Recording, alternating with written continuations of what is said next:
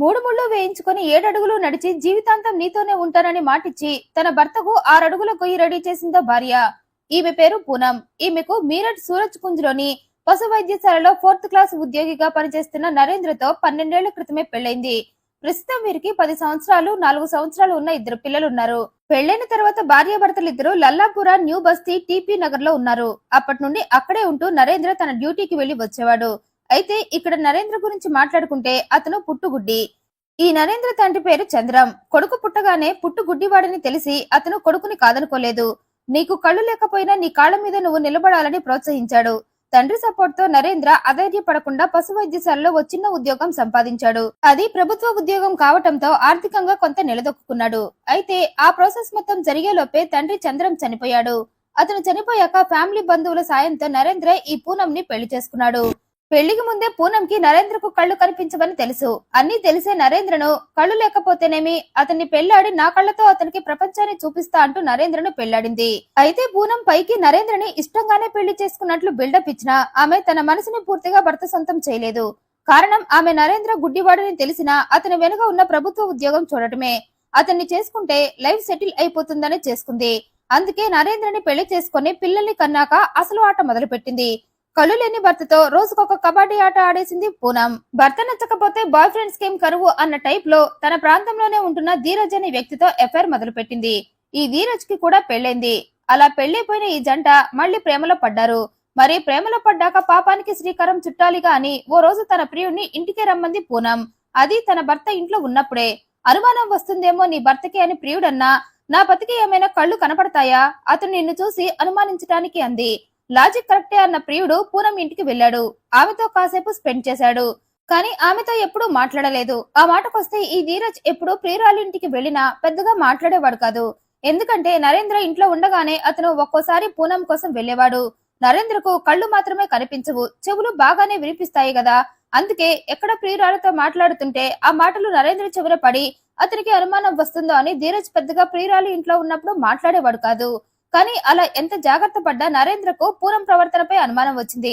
నరేంద్ర ఇంట్లో ఉండగానే ఇప్పుడే వస్తా అంటూ అతన్ని ఓ చోట కూర్చోబెట్టి సడన్ గా మాయమైపోయి బెడ్రూమ్ లో ప్రియుడి దగ్గర ప్రత్యక్షమయ్యేది. అయితే తనకు డ్యూటీకి వెళ్లే టైం అవుతున్నా భార్య తనను కూర్చోబెట్టి తనకు కావలసినవన్నీ రెడీ చేయకుండా మాయమైపోవటంతో నరేంద్ర పూనం అంటూ ఆమె కోసం ఇల్లంతా వెతికేవాడు. ఆ ప్రాసెస్ లోనే ఓసారి అతనికి చిన్నగా ఓ మగస్వరం వినిపించింది. దీంతో అతని చెవులు వెంటనే అలర్ట్ అయిపోయాయి. తన ఇంట్లో తనకు తెలియకుండా మరో మగాడు ఉండటం ఏంటి, అసలు ఈ పూనం ఉన్నట్లుండి ఎక్కడికి వెళ్ళింది అని అనుకున్నాడు.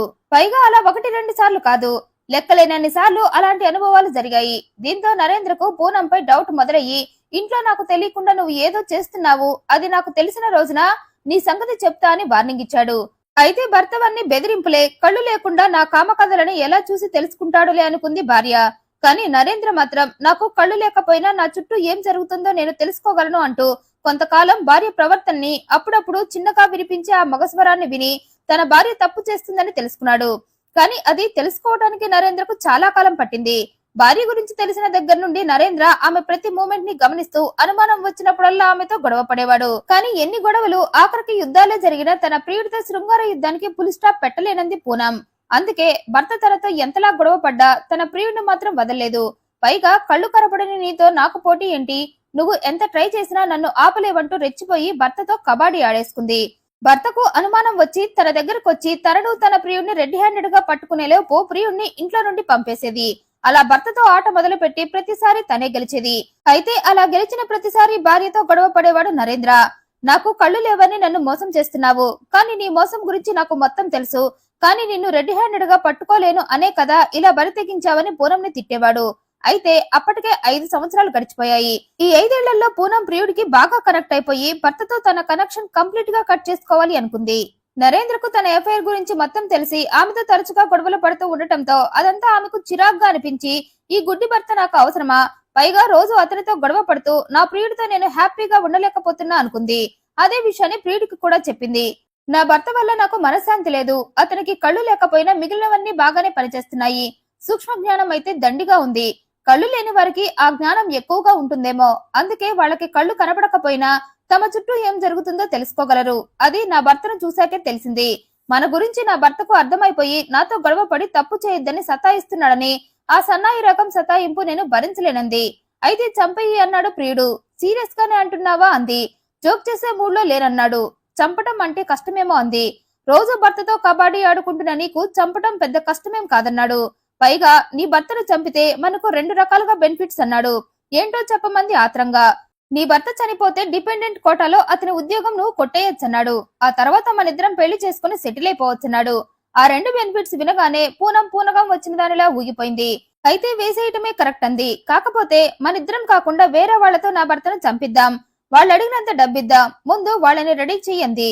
సరే అంటూ ధీరజ్ ఓ 2 రోజుల తర్వాత చంద్, అమర్దీప్ అనే 2 వ్యక్తులను కలిశాడు. కూడా ప్రియురాలను కూడా తీసుకువెళ్లాడు.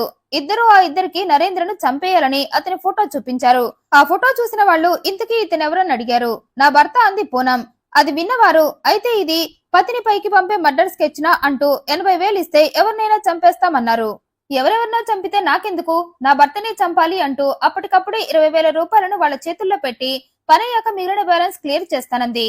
సరే అంటూ ఆ డబ్బు తీసుకుని డేట్ చెప్తే నీ భర్తకు స్పాట్ పెడతామన్నారిద్దరు.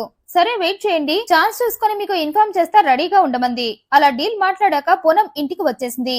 వచ్చిన దగ్గర నుండి భర్తను చంపించే అవకాశం ఎలా వస్తుందా అని ఎదురు చూసింది. ఆ ఎదురు చూపులోనే కోట్ల కలలు కనింది. తన భర్తను చంపాక అతని ఉద్యోగం తనకే వచ్చినట్లు, ఆ ఉద్యోగంతో డబ్బు సంపాదిస్తూ కోరుకున్న తన ప్రియుణ్ణి పెళ్లాడినట్లు కలలు కనింది. నీ కలలు నిజం కాకపోయినా నీకు అవకాశం అన్నట్లు ఓ రోజు భర్తను చంపించే ఛాన్స్ పూనంకి వచ్చింది. అది ఏప్రిల్ 22. ఆ రోజు భర్త నరేంద్ర రేపు పేపాల్లో ఉండే తన సోదరి ఇంటికి వెళ్తూ తన భార్యకు చెప్పాడు. అది వినగానే టపీమంటూ పూనంకి ఐడియా వచ్చి వెంటనే ప్రియుడికి ఫోన్ కొట్టింది. నా భర్త ఈ రోజు తన సోదరి ఇంటికి వెళ్తున్నాడు. అతనికి ఎలాగో కళ్ళు కనిపించవు కాబట్టి నువ్వే ఓ ఆటో తీసుకుని మా ఇంటికి వచ్చి నా భర్తను ఆటోలో ఎక్కించుకుని స్పాట్ సెలెక్ట్ చేసుకుని ఆ ఇద్దరితో కలిసి నరేంద్రను చంపేయమంది. ప్లాన్ బాగుంది, ఇప్పుడే అమలు చేస్తా అంటూ తను అడ్వాన్స్ ఇచ్చిన ఇద్దరిని అలర్ట్ చేసి మీరిద్దరూ బోలాగార్ దగ్గర వెయిట్ చేయండి, నేను అక్కడికే నరేంద్రను తీసుకుని వస్తానని చెప్పాడు. ఇది ఇలా ఉండగా అనుకున్నట్లుగానే సోదరి ఇంటికి వెళ్ళడానికి రెడీ అయిపోయాడు నరేంద్ర.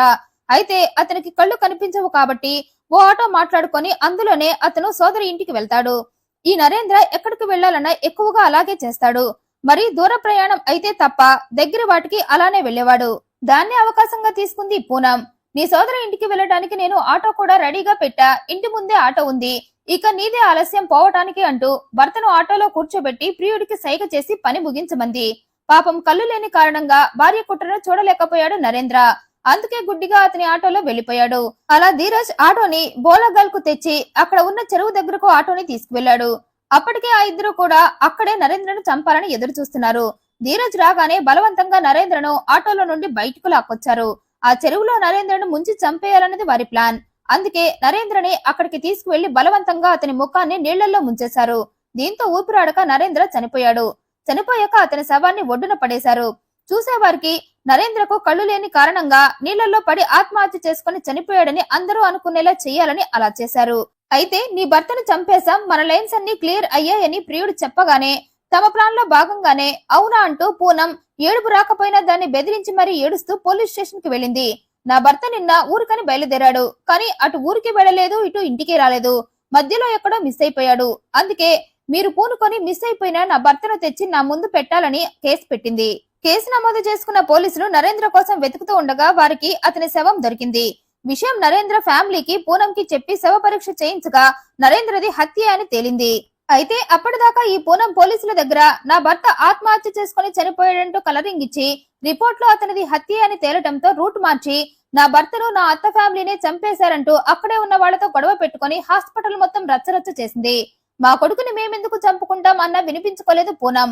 పూనకం వచ్చిన దానిలా వాళ్లపై పడింది. అక్కడే ఉన్న పోలీసులతో వాళ్ళని విచారిస్తే నిజాలన్నీ బయటకు వస్తాయంది. పూనం ఫైర్ చూసి ఆమె చెప్పిందంతా నిజమేనేమో అనుకున్నారు పోలీసులు కూడా. అయితే విచారణలో పూనం చెప్పినట్లుగా నరేంద్రని అతని ఫ్యామిలీ చంపలేదని తేలింది. దీంతో ఇక మిగిలింది అప్పటికే ఓవర్ యాక్షన్ చేస్తున్న పూనంనే కాబట్టి పోలీసుల డౌట్ పూనం మీదకి వెళ్ళింది. దీంతో ఆమెపై ఫుల్ గా కాన్సన్ట్రేట్ చేస్తూ ఆమె కాల్ డేటా మొత్తం బయటకు తీశారు. పైగా నరేంద్ర ఇంటి దగ్గర నుండి అతని శవం దొరికినంత వరకు ఉన్న 150కి పైగా సీసీటీవీ ఫుటేజ్లను పరిశీలించగా ఈ నరేంద్రతో కలిసి ధీరజ్ వెళ్లినట్లుగా స్పాట్ లో చంద్, అమర్దీప్ లు కూడా కలిసినట్లుగా తేలింది. దీంతో వెంటనే చంద్, అమర్దీప్ లను పట్టుకుని అసలేం జరిగిందో, నరేంద్ర హత్యను ఎలా ప్లాన్ చేశారో చెప్పమన్నారు పోలీసులు. వారికి దొరికిపోవడంతో ఇద్దరు ప్లాన్ మొత్తం పూనందే అని ధీరజ్ డైరెక్షన్ తో ముగ్గురం కలిసి నరేంద్రను చంపేశామని చెప్పారు. ఈలోగా పూనం కాల్ లిస్ట్ మొత్తం చెక్ చేయడంతో ఆమె తన ప్రియుడితో నడిపిన ఎఫ్ఐఆర్ దగ్గర నుండి హత్యకు ప్లాన్ చేసింది మొత్తం తెలిసింది. ఇక ఆలస్యం ఎందుకని వెంటనే నటనలో మునిగిపోయిన పూనంని పట్టుకొని తమ విచారణలో వాస్తవ ప్రపంచంలోకి తెచ్చారు. అప్పటికే ఇద్దరు దొరికిపోవడంతో నా భర్త ప్రభుత్వ ఉద్యోగం కోసమే అతన్ని చంపి ఆ జాబ్ కొట్టేసి ఆ తర్వాత నా ప్రియుడు ధీరజ్ ని పెళ్లాడి సెటిల్ అయిపోవాలనే మా బంధానికి అడ్డుగా వచ్చి గొడవ పడుతున్న నా భర్త నరేంద్రను చంపించేశానంది.